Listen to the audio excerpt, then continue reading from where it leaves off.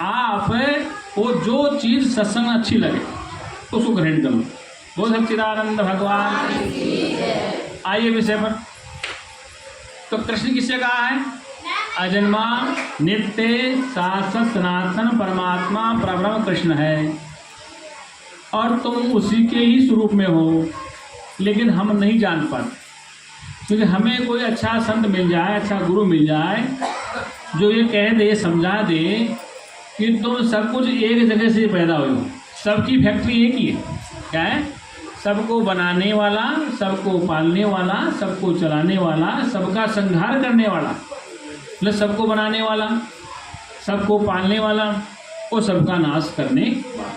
मतलब वो प्रकट करने वाला भी है, पालने वाला भी है और नष्ट करने वाला भी है। जिसे अंग्रेजी में गॉड कहते हैं, गॉड, GOD, गॉड मानी भगवान, जी मानी जनरेटर जो बनाने वाला, और वो का मतलब ऑर्गेनाइजर जो उसको कंट्रोल करता है, और डीमन जो डिस्ट्रॉय कर देता है, नाश कर देता है, उसे कहते हैं गॉड अंग्रेजी।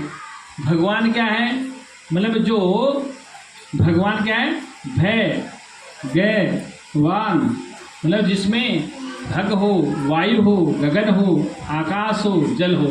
तो यहाँ पर क्या आ गया? 5 तत्व आ गए। क्या आ गए? 5 तत्व, आकाश, वायु, अग्नि, जल और मिट्टी। तो उसको कहते हैं, इस व्यापक प्रकृति को परमात्मा कहा गया है, जो व्यापक है।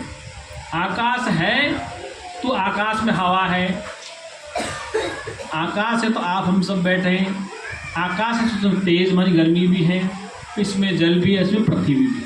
तो सब आकाश में उत्प्रोत है। किसमें उत्प्रोत है? सब आकाश में। आकाश में सूरज लग रहा है, आकाश में चंदा लग रहा है, आकाश में तारे हैं, और आकाश में पृथ्वी है, आकाश में हिमालय है, आकाश में समुद्र है, और आकाश में हम सब है। ये सब आकाश में खाली भाग में सब कुछ है। क्या है? अब हमारा शरीर का जो निर्माण हुआ है ना, 5 से हुआ है। कई बार कहते हैं इस शरीर में आकाश, वायु, अग्नि, जल, मिट्टी पर तत्वों का। अब इस शरीर में क्रोध कहाँ से आता है? लोभ कहाँ से आता है? काम कहाँ से आता है? ईर्ष्या कहाँ से आती है?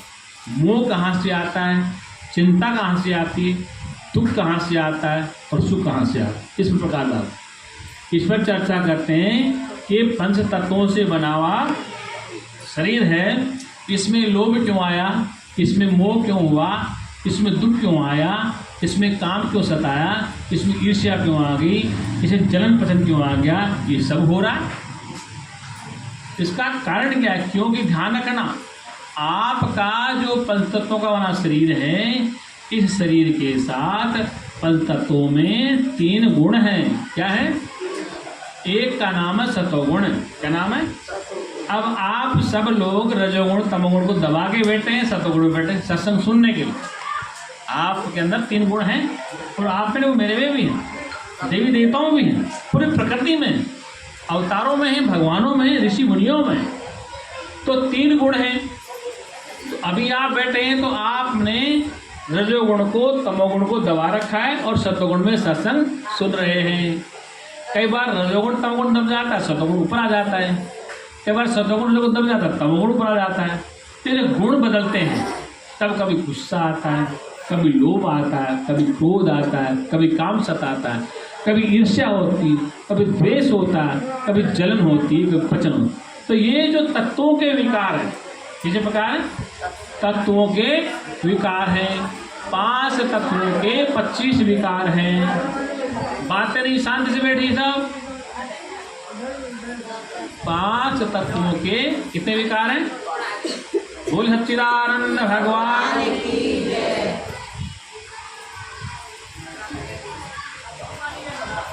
बात समझ में आ रही मेरी? नहीं आ रही? ये माता बहनों, ये सत्संग सुनो, आप लोग समझ रहे मेरी बात?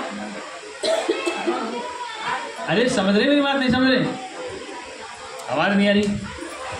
आज तो कृष्ण का जन्म है, समझनी चाहिए आपको। अब ना समझ, कब समझोगे? आज तो भगवान का प्रकट होने का समय है। अब तुम तो प्रकट हो गए पहले, अब कितने साल के प्रकट हो गए? तो 50 का, को 60 का, को 70 का, सब प्रकट हुए, सब प्रकट हो गए। अब कुछ वर्ष बाद क्या हो जाओगे? अप्रकट हो जाओगे। क्या जाओगे? अब प्रकट हो फिर अप्रकट हो जाओगे, हो गया ना। तो कहने का मतलब ये कि ये शरीर में विकार क्यों है कि शरीर में रजोगुण है, सत्वगुण है, तमोगुण है। तो कभी कभी सत्संग अच्छा लगता है, बहुत अच्छी बात कह रहे गुरु जी। कभी कभी लटसंग अच्छा लगता है, कभी कभी मोहल्ले में बैठ के निंदा करना अच्छा लगता है, कभी किसी की चुगली में आनंद आता है। तो क्यों होता है? इस शरीर के साथ जुड़े हुए हैं, किसके साथ? इन तत्वों के विकार के साथ जुड़े हुए हैं। इसलिए ध्यान रखना क्या कि राग, द्वेष, जलन, पतन, ईर्ष्या, इसको रोकने के लिए आपका एक यंत्र है। वो क्या है? बुद्धि रूपी यंत्र है। क्या है? इस बुद्धि रूपी यंत्र को तुम रिमोट को चला सकते हो, रोक सकते हो, प्रयास करो तो। भयंकर प्रयास, अथक प्रयास से, दृढ़ वैराग्य से यदि ये मन काबू आ भी जावे, ये भी आना बड़ा मुश्किल है। दृढ़ वैराग्य से क्या कर, निरंतर अभ्यास से ये मन काबू आ जावे तो अच्छी बात है। न आवे तो सत्संग इसको लगाना चाहिए, क्योंकि एक घड़ी आधी घड़ी, आधी में पुण्याद, तुलसी संगत साध की, कटे कोटि अपराध। एक घड़ी का सत्संग, आधी घड़ी का, आदि में पुण्याद, तुलसी संगत साथ की, कटे कोटि, करोड़ों, कोटि में करोड़ों जो आपने पाप कर दिए। क्या कर दिए? जैसे लकड़ियों का ढेर है, सूखा घास है, एक माचिस की तिरी लगा दो, सब जल के खाक हो जाए। ऐसी आपने जाने अनजाने में अगर कोई गलत काम कर भी दिया है तो इस ज्ञान रूपी अग्नि में सबको जला सकते हैं। क्या? ज्ञान के समान कोई पवित्र करने वाली वस्तु संसार में नहीं है। इसलिए वेद को कहना पड़ा, ऋते ज्ञानान न मुक्ति। ज्ञान के अतिरिक्त कोई दूसरा मुक्ति का रास्ता नहीं। नहीं ज्ञाने सदृश पवित्रम, ज्ञान के समान कोई पवित्र करने वाली वस्तु नहीं है। क्योंकि अग्नि में जो चीज डालो वो जल के खाक हो जाती है। पानी में हरा रंग डाला, पानी का रंग हरा हो गया, लाल डाला लाल हो गया, पीला डाला पीला हो गया। लेकिन आग में डालो, आग अपने जैसा बना लेती है। क्या कर लेती? उसमें चाहे तुम सूखा घास डालो, चाहे गीला घास डालो, चाहे गीली लकड़ी डालो, चाहे सूखी लकड़ी डालो, वो जला के अपने जैसा बना लेती है अग्नि। ऐसे ज्ञानी हमेशा अपना जैसा बना लेता है। जिसमें दृढ़ता है ज्ञान के प्रति, पक्की निष्ठा है, पक्का विचार है, तो वह ज्ञानी अपने जैसा बनाता है, दूसरे जैसा नहीं। अगर आपके विचार पक्के हैं, दृढ़ हैं, तो तुम किसी के बहकाने में नहीं आ सकते। अगर आपके विचार कच्चे हैं, पक्के नहीं, तो तुम बहकाने में आ सकते हो। जैसे पानी में जैसे रंग डाला वैसा ही हो गया, पीला डाला पीला हो गया, हरा डाला हरा हो गया। लेकिन आग में डालो, लेकिन ज्ञान की अग्नि में जो जल गया उसके ऊपर दूसरा रंग नहीं चढ़ सकता। इसलिए अग्नि सबका विकार खत्म कर देती है। क्या करती? अरे ये बताओ, इस संसार में जितने भी पशु पक्षी, कीड़े मकोड़े जो भी हैं, ये सब जब मर जाते हैं, सड़ जाते हैं, लेकिन जब अग्नि में डाल दे तो क्या हो जाता? सब पवित्र हो जाते हैं। आग सबको भस्म करके पवित्र कर देती है। ऐसे ज्ञान की अग्नि जब अंतःकरण में जल जाती, इस अंधेरी गुफा में ज्ञान आ जाता है, अंधकार भाग जाता है। ये अंधकार है, हट जाता है। जैसे प्रातःकाल सूरज के उदय होने से अंधकार भाग जाता है, सूर्योदय होते अंधकार कहाँ चला गया।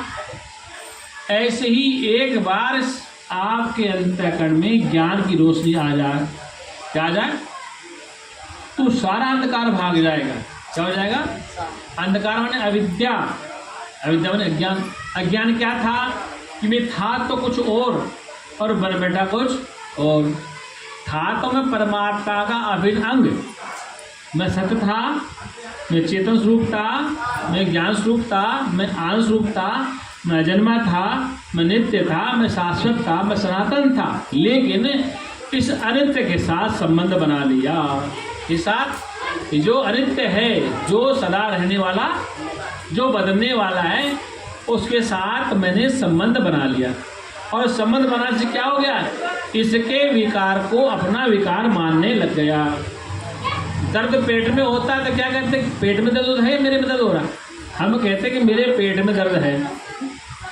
मेरे आँख में दर्द है, मेरी आँख और मेरा पेट, मैं उससे अलग, मेरा आँख अलग, मेरा पेट अलग। मेरे हाथ में दर्द है, मेरे अंगूठे में दर्द है, मैं और मेरा अंगूठा अलग है, मैं और मेरा पैर अलग है।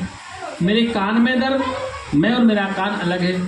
मेरे उंगली में दर्द, मैं और मेरी उंगली अलग है ना।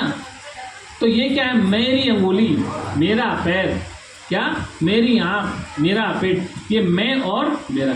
मैं शुद्ध चेतना, मेरा शरीर, इस शरीर में इंद्रियां, इसमें कर्मेंद्रियां, तो इनसे संबंध बना लिया। उस मैं को छोड़ करके इस मैं वाले से संबंध बना लेना कि मैं कौन सा, एक नाम रूप से रहित था, अजन्मा नित्य शाश्वत था, जिसे कृष्ण कहा शास्त्र में। क्या कहा है? कृष्ण के दो अर्थ हैं, कृष्ण मानी काला, कृष्ण मानी, और कृष्ण मानी आत्मा। तो तुम काले गोरे छोड़ो तो श्री का धर्म, कृष्ण आत्मा। तो उस आत्मा ने, उस कृष्ण ने इस शरीर से संबंध बना लिया। क्या कर लिया? शरीर से संबंध। और इन गोपियों को अपना मान लेंगे। गो कहते इंद्रियों को, क्या कहते? गो मानी इंद्र, पी मानी परमात्मा। गोपियों में भगवान कृष्ण रास रचाते हैं। कथावत क्या कहते हैं कि गोपियों के साथ भगवान कृष्ण रास रचाते हैं। तो पी मानी परमात्मा और गो मानी इंद्रिया। तो वो परमात्मा इस शरीर में रहकर इन इंद्रियों के साथ रास रचाता है। आँख के साथ देखता है, कान के साथ सुनता है, जीभ से स्वाद लेता है, नाक से गंध सुगंध लेता है, त्वचा से स्पर्श का सुख लेता है। गो मानी इंद्रियां और पी मानी परमात्मा। तो भगवान कृष्ण गोपियों के साथ, पिया क्या करता है? गो मानी इंद्रियों के साथ रास रचाता है। मतलब संसार की वस्तुओं का भोग भोग रहा है। अगर इंद्रियां ना हो, कर्मेंद्रियां ना हो, तो फिर कैसे काम चलेगा? इसलिए इंद्रियों के साथ, अंतःकरण के साथ, मन के साथ, और परमात्मा ही इस शरीर में रहकर सब खेल खेल रहा है। क्या कर रहा है? सब खेल। वो एक ही है, बेगाना, कोई दूसरा नहीं है। अब समझना है कि वो एक है। उस मैं को तुम भूल कर इस मैं को सत्य मान बैठे। वो मैं कौन सा था? जिसे कृष्ण कहा है, जिसे आत्मा का है, जिसे परमात्मा का, जिसे परम का है, वो मैं के साथ आपने संबंध विच्छेद करके इस मैं को सत्य मान। और ध्यान रखना, इस मैं के आसपास और संबंध बना ली। मैं पिता, मेरा पुत्र, मेरी पत्नी, मेरा बच्चा, मेरा मकान। अब इस मैं को दुख कौन दे रहा? वो परमात्मा दुख नहीं दे रहा। इस मैंने जिसको अपना मान लिया, इस मैं रूप शरीर ने जिसको अपना मान लिया, वो दुख दे रहा है। आपको घर में देखो कौन दुख देता है, ध्यान से सुनना। कौन दुख देता है? आपका पुत्र दुख देता है, आपकी बेटियां दुख देती है, आपका दामाद दुख देता है, आपकी पुत्र वधू दुख देती है, आपका पोता नाती दुख देता है। मैं तो दुख देने नहीं जाता, किसी जाता हूँ नहीं। तुम्हें दुख कौन देता है? तुम्हारे रिश्ते नाते वाले ही दुख देते हैं। क्या देते हैं? इसलिए मैं और मेरे संबंधी, मैं और मेरे आसपास के जो रिश्तेदार नातेदार हैं, वही दुख देते हैं और उनसे सुख मिलता है। अरे बहू आज्ञाकारी आ गई तो सुख मिलने लगेगा, और बहू आज्ञाकारी नहीं है तो दुख मिलेगा। पुत्र आज्ञाकारी तो सुख मिलेगा, पुत्र आज्ञाकारी तो दुख मिलेगा। इसलिए मैं और मेरे संबंधियों से सुख प्राप्त करने की इच्छा, मैं और मेरे रिश्तेदारों से दुख प्राप्त करने की इच्छा। तो मैं और मेरे रिश्तेदार, मैं और मेरे संबंधी, इनसे दुख मिलता है, इनसे ही सुख मिलता है। परमात्मा सुख दुख नहीं देता है। हमने जिनको अपना मान लिया और जिन्होंने अपना हमें मान लिया, जिनको हमने अपना मान लिया, पति मान लिया, पत्नी मान लिया, पुत्र मान लिया, पिता मान लिया, चाचा ताऊ मान लिया, बहू बेटी मान लिया, इनको मानकर ही हम दुखी सुखी हो रहे। और दुख सुख कौन दे रहा है? ये रिश्ते नाते सुख देते हैं, और कोई दूसरा सुख दोगे नहीं देता। अब इनसे पीछा कैसे छूटे? बात नहीं बड़ा, इनके साथ भी रहें, इनसे दुख भी मिले, सुख भी मिले, फिर ये मस्त रहे। मतलब इनसे दुख भी मिले और इनसे सुख भी मिले और फिर भी मस्त रहें। ऐसा रास्ता क्या है? अरे भाई, काली कोठी में हम जावें, सफ़ेद कपड़े पहनेंगे तो दाग लग जाएगा।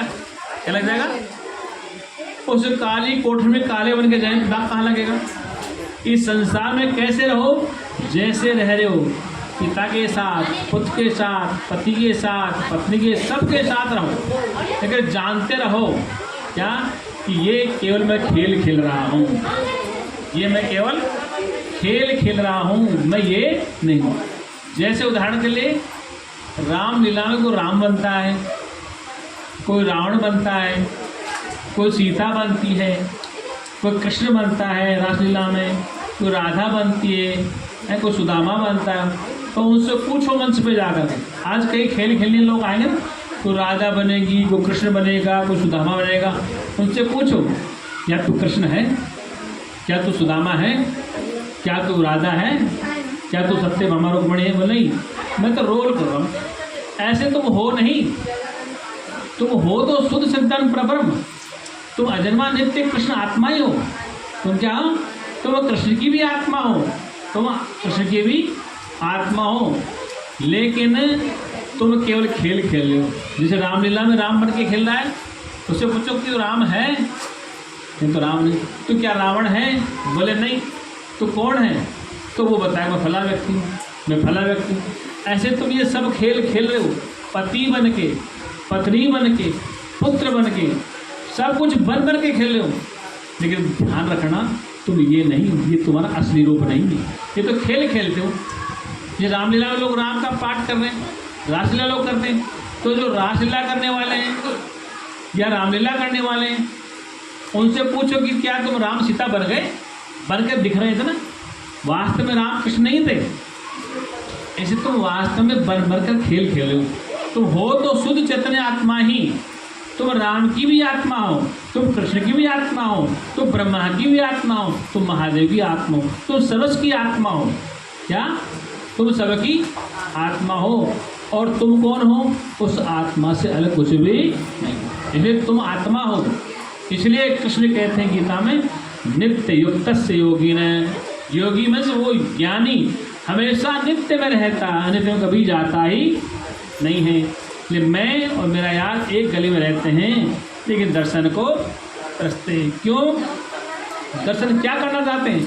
भगवान कभी शरीर लेके आवे, क्या लेके आवे, और हम तुम्हें कहेंगे देखो भाई तुम्हें कृष्ण से आज मिला देंगे, आज कृष्ण जन्माष्टमी को कृष्ण प्रकट होंगे तो हम तुम्हें मिला देंगे। एक शर्त होगी कि जब तक तुम देखते रहना, आंखें बंद मत करना, आंखें बंद मत करना, भगवान को देखते रहना।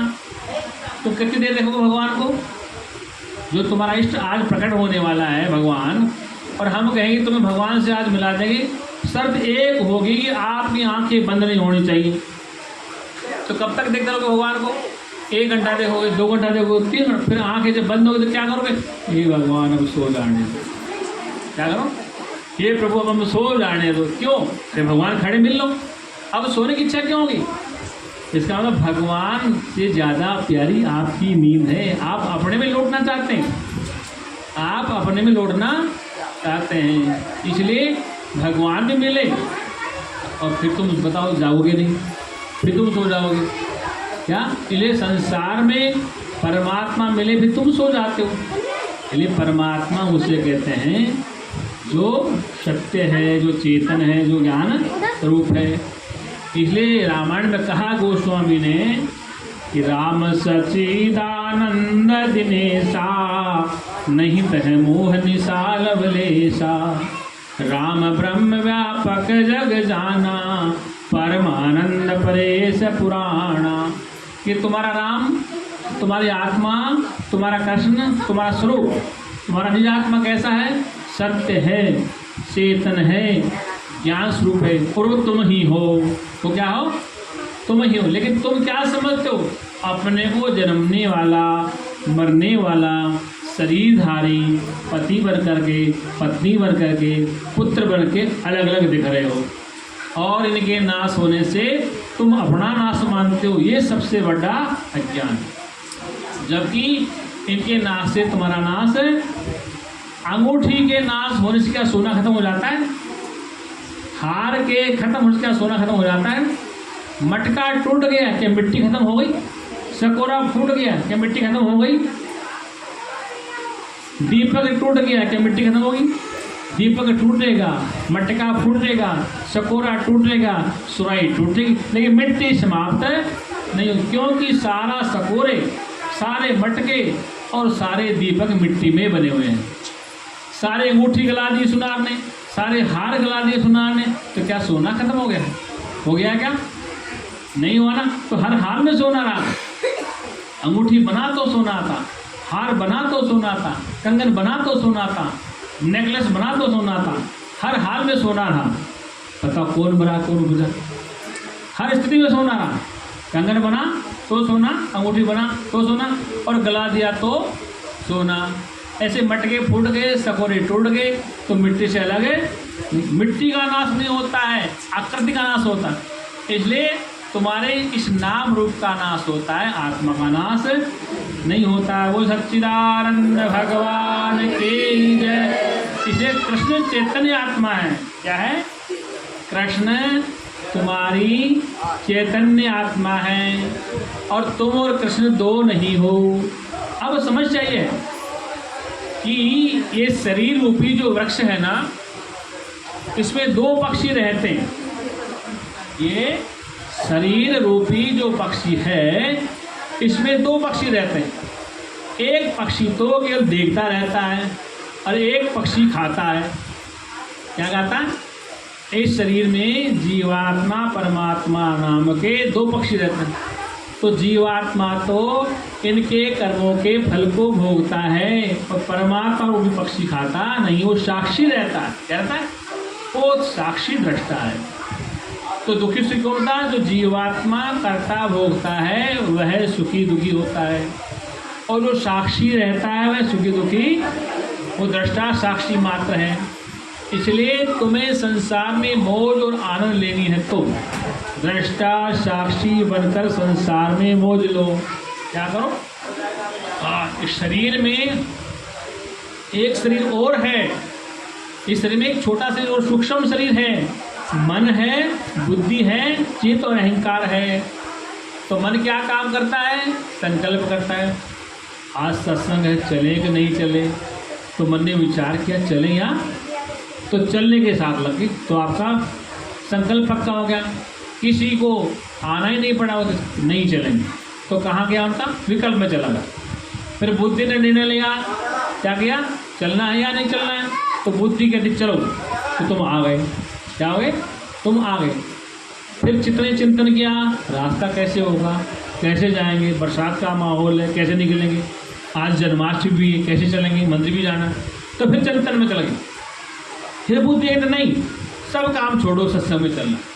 तो बुद्धि का निर्णय आ गया, आप यहाँ पहुँच गए। अहंकार क्या हो गया? अहंकार ये हो गया कि चित्त में जो स्फुरणा हो रही है, चिंतन जो चल रहा है, वो अहंकार हो गया आपको, और तुम यहाँ पहुँचने का अहंकार के हम पहुँच गए। इसलिए ये जो मन है, ये जो बुद्धि है, ये जो चित्त है, ये अहंकार है, अंतःकरण है, अंदर के औजार है, भीतर के औजार। और भीतर औजार ना हो तो कुछ नहीं कर पाओगे। इसलिए शरीर बाहर दिखता है, इसके अंदर मन भी है, मन दिखता नहीं है। इसमें बुद्धि भी है, इसमें चित्त भी है, तो वो दिखता नहीं, लेकिन महसूस होता है ज्ञान से। किसके द्वारा? ज्ञान। और ज्ञान सुनो, कौन सा ज्ञान? देखो, आँख से देखने का ज्ञान, मन से मनन का ज्ञान, बुद्धि से निर्णय का ज्ञान, जिससे चिंतन के, ये सारे जो ज्ञान होते हैं उस एक ज्ञान से होते हैं। और वो एक ज्ञान स्वरूप न हो तो न मन मनन करेगा, न चित्त चिंतन करेगा, न बुद्धि निर्णय लेगी, कुछ भी नहीं होगा। उस एक के होने से सबका होना है। इसलिए उस एक को जानने के लिए ही जन्म मिला है ना? उस एक को जानने के लिए ही ये मनुष्य शरीर मिला है। उस एक को जानना अति आवश्यक। अब शास्त्र वेद कहता है कि क्यों जाने? जाने की जरूरत क्या है? जाने बिन न होए परतीति, बिन प्रीति होए नहीं प्रीति। कि जाने बगैर प्रीति नहीं हो सकती। जब तक आप नहीं जानते हो तब तक प्रीति नहीं कर सकते परमात्मा से, तब तक आप उसको नहीं जान सकते। इसे जाने बिन होए प्रति, बिन प्रति होए नहीं। कि पहले जानना जरूरी है। आपने अपने पति को जाना था, माना नहीं था। आपने अपने पति को जाना था। जैसे किसी बच्ची का आज हम रिश्ता करें तो पति को जब तक जानेंगे नहीं तब तक उसकी घर की मालकिन नहीं बन सकती। तो जानना जरूरी है, माना नहीं है। मान लिया कि ये पति तुम्हारी अलमारी है, तो कैसे मान? जानना है कि मेरा पति है, जानना है कि पत्नी, तो जानना है, मानना नहीं है। जानना ही बहुत जरूरी है। मानना तो अज्ञानता है, जानना जरूरी। जानत जानत तुम ही हो जाए, कि जानते जानते तुम ही हो जाओगे, इसलिए जानना ही अति आवश्यक है, मानना नहीं है। मानना ज्ञान में है, अविद्या, इसलिए जानना बहुत जरूरी है। किसको जानना है? अपने को जानना है। आज तक आपने अपने को क्या जाना? अपने को पहले कन्या जाना था बचपन में, कि मैं कन्या हूँ, मैं लड़का हूँ। फिर बड़े हो गए तो मैं किसी की पत्नी बन गई, मैं किसी का पति बन गई, ये जान लिया, ये तो जाना।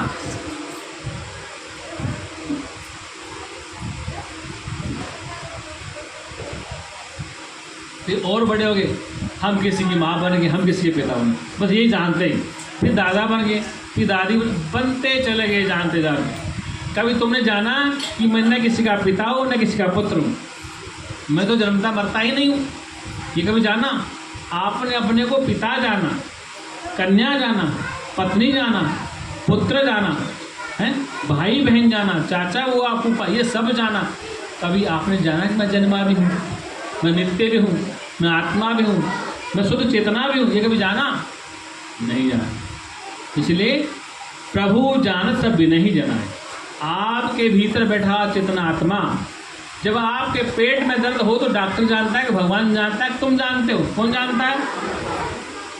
आपके पेट में दर्द हो तो भगवान जी जानते हैं या गुरु जानता है या तुम जानते हो, डॉक्टर जानता है? कौन जानता है दर्द होता है? तो आप जानते हो ना। अब आप कौन उसमें रहने वाले? इस घर के मालिक हो। क्या हो? इस घर के तुम मालिक हो, तुम ही इस घर के द्वारकाधीश हो। क्या हो? ये 9 द्वारों की द्वारिका, इस शरीर में 9 द्वार है, इसी में द्वारकाधीश रहते। क्या है? द्वारकाधीश वो गुजरात में नहीं है, द्वार तुम्हारे शरीर में है। और इन शरीरों के इंद्रियों को जानने वाला, इन कर्मेंद्रियों को जानने वाला वो द्वारकाधीश तुम ही हो। क्या हो? ये मथुरा काशी शरीर है, काशी नाम शरीर का है। क्या है? काशी नाम शरीर का, ये काशी है और इसमें अविनाशी रहता है, इसमें परमपिता परमात्मा भोलेनाथ रहता है। अब कौन रहता है? वो इसी शरीर में विद्यमान है। वो इसको कहाँ ढूंढने जा रहे हो? इन्हें ढूंढना नहीं है, जो जानना है।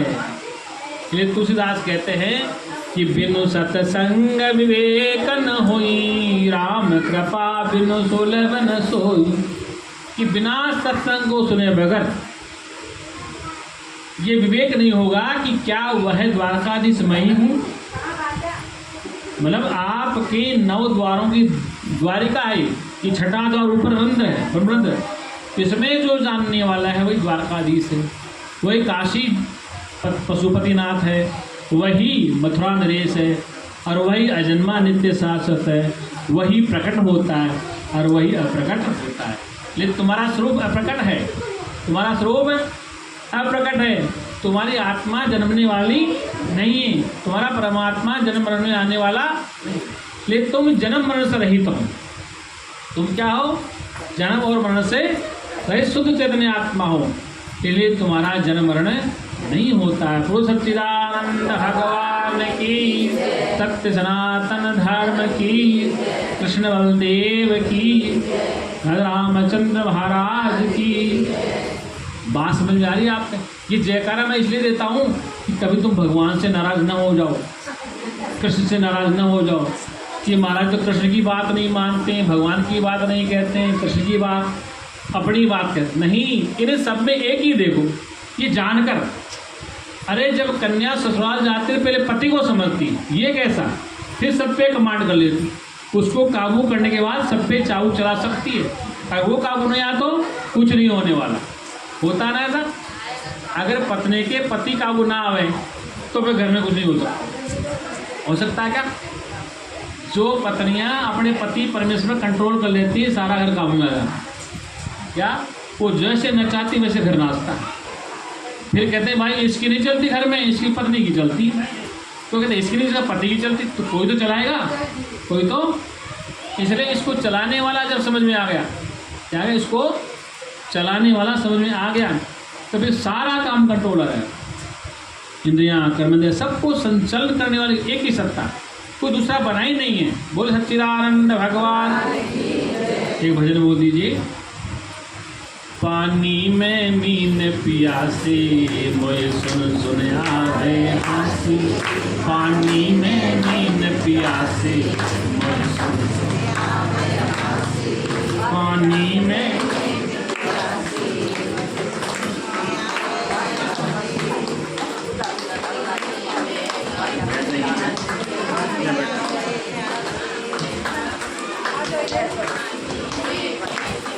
जोर से बोलो। पानी में मीन प्यासे मैं सुन सुन आवे हंसी। पानी में मीन प्यासे पानी में मीन प्यासे मैं सुन सुन आवे हंसी। चलो बोलो। मैं सुन सुन आवे हंसी। मैं सुन सुन आवे हंसी। मैं सुन सुन आवे हंसी। मैं सुन सुन आवे हंसी। पानी में मीन प्यासे मैं सुन सुन आवे हंसी। पानी में मीन प्यासे मैं सुन सुन आवे हंसी। मरगी नाभिन है कस्तूरी बन बन पिए तो उदासी। मरगी नाभिन है कस्तूरी बन बन पिए तो उदासी। और आत्मज्ञान बिना नर ये आत्मज्ञान बिना नर क्या मथुरा काशी। पानी में मीन प्यासे मैं सुन सुन आवे हंसी।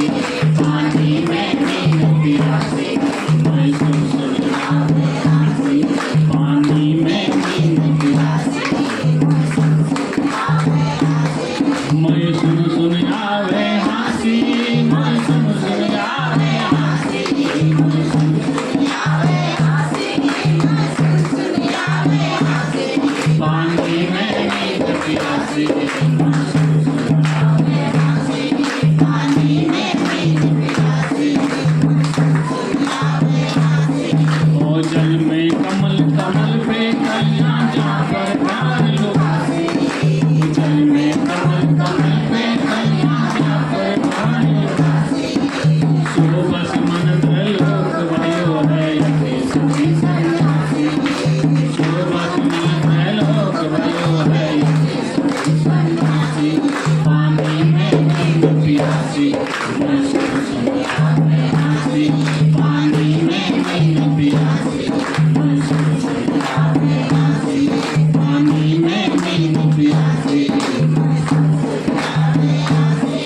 ओ जल में कमल कमल पे कलियां जहाँ पर प्यार लुभासी। ओ जल में कमल कमल पे जहाँ पर प्यार लुभासी। सो बस मन त्रैलोक भयो है यति सखी सन्यासी। सो बस मन त्रैलोक भयो है यति सखी सन्यासी। पानी में मीन प्यासे मैं सुन सुन आवे हंसी। पानी में मीन प्यासे मैं सुन सुन आवे हंसी। और विधि हरिहर जाको आनंद रट है मुनि से कृष्ण अट्ठासी। विधि हरिहर जाको आनंद रट मुनि जगत कृष्ण अट्ठासी। सो साई तेरे घट माही अलग पुरुष अविनाशी। सो साई तेरे घट माही अलग पुरुष अविनाशी। पानी में मीन प्यासे मैं सुन सुन आवे हंसी। पानी में मीन प्यासे मैं सुन सुन आवे हंसी। और है घट में पर दूर बतावे दूर की बात निरासी। है घट में पर दूर बतावे दूर की बात निरासी। कहते कबीर सुनो भाई साधो गुरु बिन परम निरासी। कहते कबीर सुनो भाई साधो गुरु बिन परम निरासी। पानी में मीन प्यासे मैं सुन सुन आवे हंसी। पानी में मीन प्यासे मैं सुन सुन आवे हंसी। बोल सच्चिदानंद भगवान की सत्य सनातन धर्म की। कृष्ण चंद्र बलदेव